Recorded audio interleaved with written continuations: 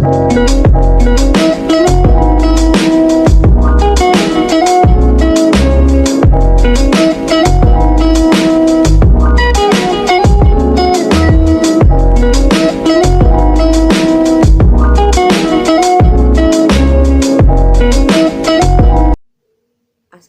warahmatullahi wabarakatuh. Perkenalkan, nama saya Nurul Sabrina dengan NIM 20.04.04.50.20.33 dari kelas BKA.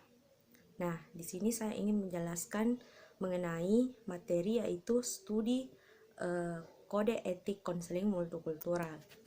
Nah, adapun dari konseling multikultural adalah hubungan konseling yang merespon budaya yang memiliki latar belakang yang berbeda antara konselor dan konseli. Konseling multikultural juga telah mempengaruhi pembentukan kode etik ACA2 serta kode etik lainnya dalam divisi ACA, seperti divisi untuk spesialis dalam kerja kelompok. Dan begitu juga konsep keadilan sosial menggabungkan responsivitas budaya dan pemahaman kekuatan budaya klien dan berfokus pada mengembangkan kekuatan pemberdayaan dan advokasi. Layanan bimbingan dan konseling multikultural bisa dilandaskan semangat Bhinneka Tunggal Ika yang berbasis kesamaan atas keragaman dan pada nilai-nilai yang terdapat pada budaya yang nyata. Dalam mewujudkan kehidupan yang harmoni dalam kondisi pluralistik, hubungan konseling tidak terlihat sederhana karena setiap klien memiliki ciri-ciri khas masing-masing dari setiap budaya sehingga dibutuhkan pemahaman konseling dalam proses konseling yang menggunakan layanan konseling multikultural. Nah, namun yang membedakan dengan konseling pada umumnya adalah budaya yang melatar belakangi keduanya. Beberapa kode etik sebagai acuan dalam melaksanakan proses konseling multikultural pun harus diperhatikan pula. Dalam lingkungan sosial, terutama sosial multikultural, individu akan berkumpul dengan berbagai kalangan yang berbeda-beda latar belakangnya, antara lain agama, etnis, keadaan sosial, adat, istiadat, dan ekonomi. Hal semacam ini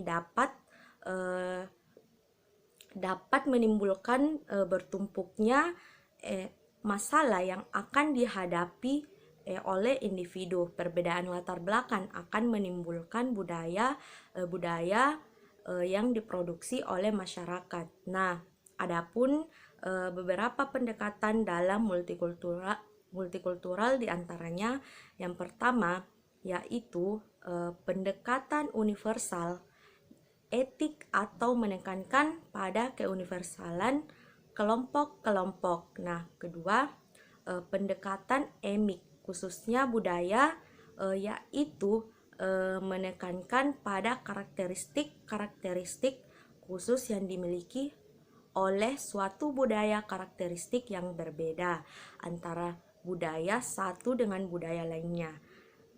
Dan yang ketiga yaitu pendekatan karakteristik yang berbeda,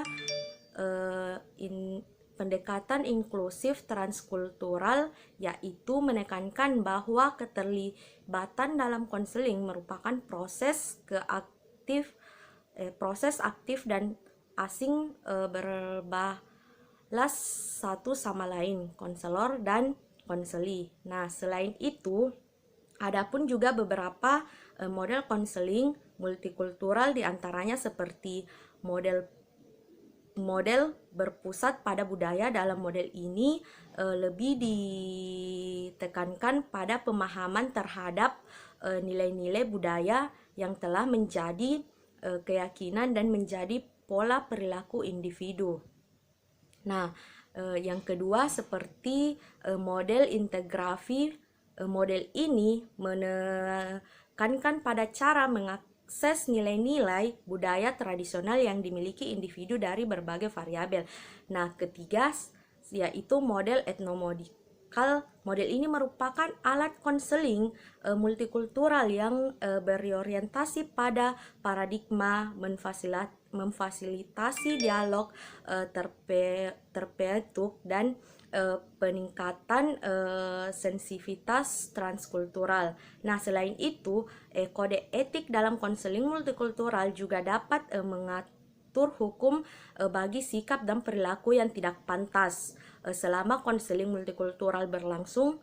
Adapun beberapa kode etik yang digunakan dalam konseling multikultural ya seperti diantaranya poin pertama yaitu konselor harus mampu memahami dirinya terlebih dahulu sebelum ia beranjak pada ranah orang lain. Nah, yang ke poin kedua yaitu konselor harus memahami berbagai model budaya sebagai salah satu langkah yang digunakan sebelum menghadap langsung dengan pihak konseling. Nah, poin ketiga yaitu antara konselor dengan konseli harus ada kesepamahaman latar belakang.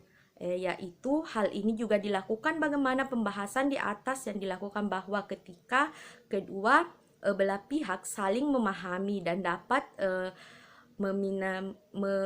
meminimalisir adanya kesalahan pahaman dari kedua belah pihak.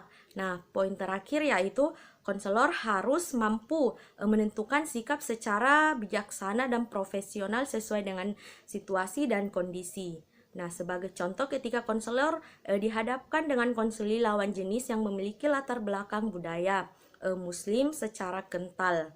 Nah, begitupun dengan tulisan ini, namun juga perlu adanya gambaran secara besar agar mampu membentuk sudut pandang yang sesuai dengan apa yang menjadi mindset konselor masing-masing. Nah, itu dia materi yang saya jelaskan mengenai studi kode etik konseling multikultural. Jika ada kekurangan, mohon dimaafkan. Wassalamualaikum warahmatullahi wabarakatuh.